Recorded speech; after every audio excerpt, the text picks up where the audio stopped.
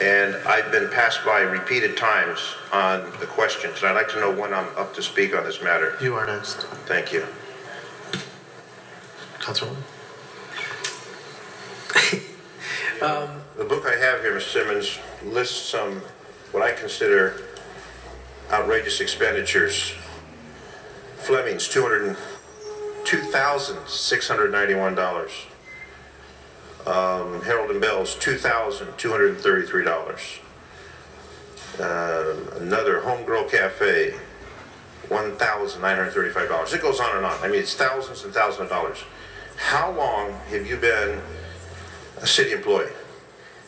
I know you have different departments. How long have you been a city employee? I started with the city of Los Angeles in 2000. In 2000.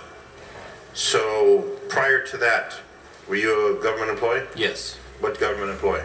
City of Redondo Beach. Okay, so you came from a government background. Yes, sir. And you're a mature individual. Yes, sir. Who know the rules, regulations, procedures. Have you ever seen anything in your experience in government where individuals would have these type of benefits? No, sir. Did you think it was a little unusual? Yes, with your current department? And you're number 2 in command. Now you're number 1, but you've been for the last 3 or 4 years number 2 in command. Yes. You say you went to the DA's office and you made a report to the city attorney's office. Are those documents available? I don't know if I can compromise an investigation by any of those agencies. So I don't want to compromise any investigation, but if you are responsible for reporting activities and nothing was done, did you ever go to the mayor's office or the controller's office or a council office and try and say, you know what, we got some problems with this organization. With my experience in government, there's some really outrageous activities taking place. Did you ever do that? Yes. When? I've worked with the city attorney's office on this issue, and I do think some actions occurred. How long ago? Within this year. Okay, so all of the time that you've been there, and prior to that, you never made any reports to anyone about the inappropriate activities and the outrageous expenditures? The activities that I reported to the city attorney's office that I thought bordered on not being legal did not come to my attention until this year. How many employees are at HACLA? Probably 850. 850? And how many have been laid off and how many expect to be laid off?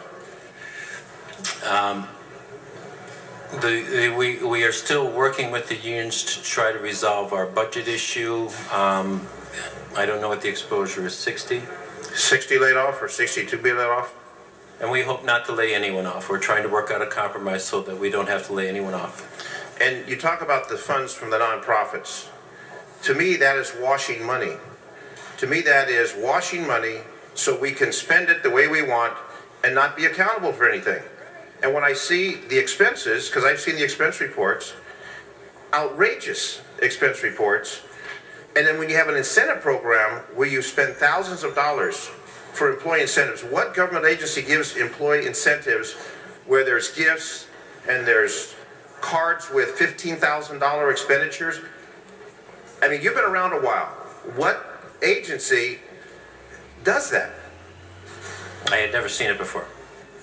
So this would maybe arouse your curiosity. Maybe something's wrong. It seems like the commissioners weren't accountable or responsible. The general manager wasn't accountable or responsible, and you were second in command for a long time. And then now, all of a sudden, we find religion, we want to make some changes. Outrageous that it would happen when you, with that experience in government agencies, would be at the helm. Thank you, Mayor. What's your response to that? Councilmember Zine, we're well over. Can we have him respond, please?